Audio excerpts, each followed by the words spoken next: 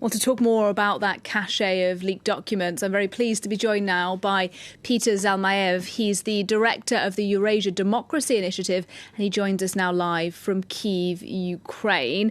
Good afternoon to you, sir. Thanks for making the time to talk to us today. Thank you. Sure. What's your reaction to these leaks then, particularly those revelations that the United States is apparently spying on President Zelensky? Well, this is very similar to what happened before with this sort of surveillance scandals when the U.S. was discovered eavesdropping on conversations of its allies, such as Angela Merkel, if you remember. Now there's this added element that, involves American allies such as South Korea, which was mentioned earlier, but also Ukraine. And the fact remains that, up till now, at least, the U.S. knew apparently more about the movements and the plans of Russian troops than about Ukraine's plans, the plans of the Ukrainian military. So obviously, whatever really we ultimately find out about the true,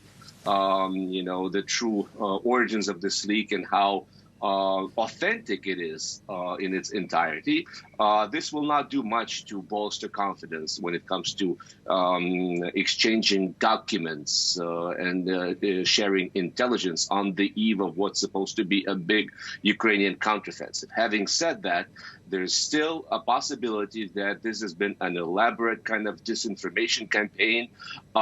We cannot rule out this possibility at this point, knowing how Ukraine has in the past tricked the Russians into believing something other than what the Ukrainian army went on to do. I'm talking about the liberation of Kherson, which happened much later than the Russians originally supposed. And instead, Ukraine, if you remember, back in September, liberated a large chunk of the Kharkiv region and then went on to liberate Kherson. So a lot of it is still covered in this fog of war, as they say.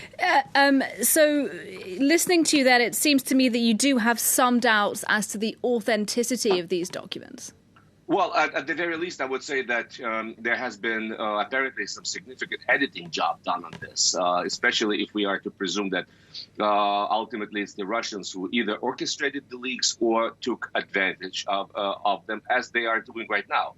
I would just refer to these figures. It's mentioned in the leaks that 16 to 17,500 Russian soldiers lost their lives in battles in Ukraine, while Ukraine apparently lost 71,000. Well, Bellingcat has looked at it, and it seems like if you were to reverse the numbers, that would be much truer to the figures cited not just by Ukrainians but by the NATO specialists. So this to me seems that part of the use that the Russians have put these leaks to, it has been of propaganda character to once again put forward this idea that many more Ukrainians have died than the Russians, and it's simply not true. So a very heavy editing component is true, but I think there's enough substance in this document, in these leaks, to make me believe that at least partially this has been true leakage of authentic documents. And as you say, the US does have form when it's come to spying on its allies in the past. In this case, though, do you think the leak will impact trust between Ukraine and the United States during the war?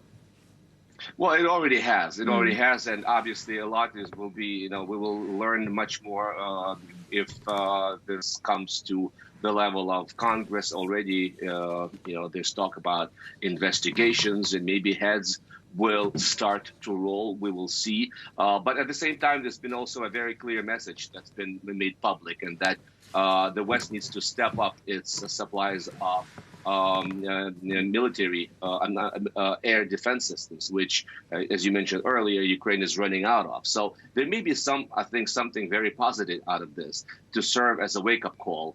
And at the same time, if those were Ukraine's original plans of counteroffensive, obviously they are now being revised.